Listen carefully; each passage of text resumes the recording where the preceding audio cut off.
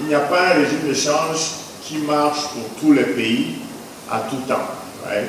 Même pour un pays donné, un taux de change qui était approprié hier ne peut être approprié demain. Existe-t-il une recette miracle pour gérer la monnaie d'un pays? Pour Constant Lonking, chef de mission pour Madagascar auprès du Fonds monétaire international, la réponse est claire. L'universalité n'existe pas. Ce qui était efficace hier peut s'avérer obsolète demain. Selon lui, le choix entre un taux de change fixe ou flexible n'est pas une destination figée, mais une transition adaptée à l'évolution de chaque économie. Il n'y a pas un régime de change qui marche pour tous les pays à tout temps. Right? Même pour un pays donné, un taux de change qui était approprié hier ne peut être approprié demain. Pour plusieurs pays, à un moment donné, d'autres peuvent être en régime de change fixe et d'autres en régime de change flexible. Donc, en termes généraux, avant de revenir à Madagascar, il n'y a pas d'universalité.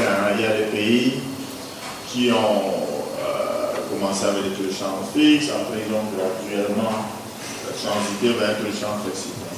Si le taux de change fixe séduit par sa promesse de stabilité, il cache un dilemme stratégique majeur.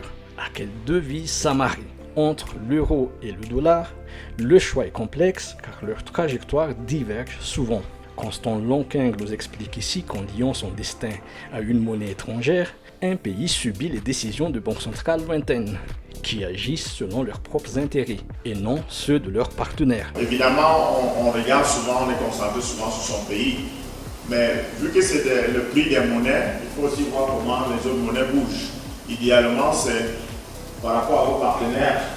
Et donc, dans le cas de Madagascar, par exemple, si vous devez décider par exemple d'un taux de change fixe, lequel vous allez l'adosser à l'euro ou au dollar, parce que lorsqu'on regarde les données, on voit bien qu'au cours des derniers mois, il y a eu une appréciation vis-à-vis du dollar et il y a eu une dépréciation vis-à-vis de l'euro. Donc c'est juste pour matérialiser la complexité, on dit souvent que le change fixe, ça paraît beau, mais il y a quand même des considérations importantes comme celle-là. Vous allez l'arrimer à quelle monnaie? Et une fois que vous avez décidé de l'arrimer à une monnaie, supposez par exemple que ce soit une monnaie soit arrimée à l'euro. Lorsque la Banque centrale européenne prend des décisions de politique monétaire, c'est sur la base des conditions dans la zone euro. Ils ne vont pas s'occuper d'un pays X qui s'est adossé à l'euro. Adopter un taux de change fixe, c'est un peu comme piloter un avion en se privant de certaines commandes.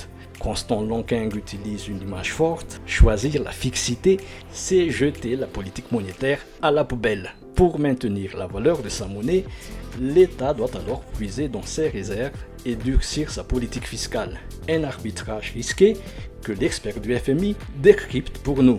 En réalité, ce que vous faites implicitement en choisissant un taux de change fixe, c'est que vous allez jeter la politique monétaire à la poubelle. Donc la politique de change, la politique monétaire, vous allez jeter à la poubelle. Donc vous avez un instrument de politique publique en moins. Bon, ça peut arriver. Ça veut donc dire que vous mettez tout le poids sur les autres politiques. C'est un choix. Donc ça veut dire que votre politique fiscale doit être plus serrée. C'est votre seul instrument. Et vous devez faire plus d'efforts dans les politiques structurelles. En gros, vraiment pour résumer, c'est le choix à faire. C'est est-ce que vous jetez à la poubelle un instrument de politique publique, auquel cas vous mettez un poids important sur la politique budgétaire, parce que lorsque vous avez un régime de change fixe, il vous faut des réserves solides pour défendre la parité. Et pour soutenir un régime de change, parce que vous dites que le prix est fixe, ça veut dire qu'il faut être prêt à poncer les fonds pour à défendre la monnaie en quelque sorte. Donc c'est ça, je ne vais pas rentrer dans les détails, mais c'est ça l'arbitrage. C'est ça l'arbitrage à faire. Face aux aléas climatiques et aux crises mondiales, comment protéger l'économie? Pour le FMI, la modernité réside dans la stabilité des prix. Constant Lonking souligne ici le rôle crucial du taux de change flexible. Il agit comme un véritable amortisseur de choc. Contrairement au régime rigide qui subit les crises de plein fouet, la flexibilité permet à l'économie de mieux encaisser les impacts extérieurs. Nous pensons qu'une politique monétaire moderne doit se focaliser sur l'inflation. Donc, si vous avez une banque centrale qui s'attelle à faire baisser l'inflation, c'est vrai, il y aura des sources exogènes d'inflation, l'agriculture. Si la pluviométrie n'est pas bonne et que les denrées alimentaires sont rares, ça va coûter plus cher. La politique monétaire ne peut rien faire, sauf si ensuite, ça se traduit en des chocs de demande qui affectent l'inflation. Donc, c'est des considérations très importantes. Nous pensons les politiques monétaires modernes sont focalisées sur l'inflation, la stabilité des prix, qui est le bottom line. C'est ça qui, en gros, c'est ça qui résume les prix. Mais le plus important d'abord, c'est que les prix soient relativement stables et s'il y a une trajectoire des inflations pour amener le taux d'inflation à un niveau jugé approprié, ce processus sera en cours. Mais l'idée de stabilité des prix, c'est aussi une idée de stabilité macroéconomique. Et l'avantage du régime de temps fixe et flexible, c'est qu'il vous permet d'absorber les chocs. Parce que s'il y a un choc important et que votre monnaie est rigide, la transmission du choc est directe sur l'économie. Parce que vous n'avez pas cet élément additionnel pour absorber le choc. Si la dépréciation d'une monnaie inquiète souvent par le renchérissement des importations, elle possède une face cachée bénéfique, elle booste la compétitivité. Tourisme plus attractif, revenus d'exportation plus élevés en monnaie locale. Constant Lonquin conclut en confirmant que le régime monétaire actuel de Madagascar est, selon le FMI, le plus approprié pour affronter ces complexités. Donc c'est pour dire que la dépréciation, évidemment, je suis simpliste, ça va aussi faire que les importations coûtent plus cher, bien sûr, mais il y a aussi le canal exportation, qui fait qu'un visiteur sera plus tenté d'arriver à Madagascar parce que la monnaie lui coûte moins cher.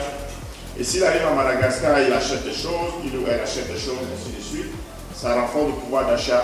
Donc, on peut regarder juste le côté importation. Lorsque la monnaie se déprécie, les iPhones coûtent plus cher, ceci, cela.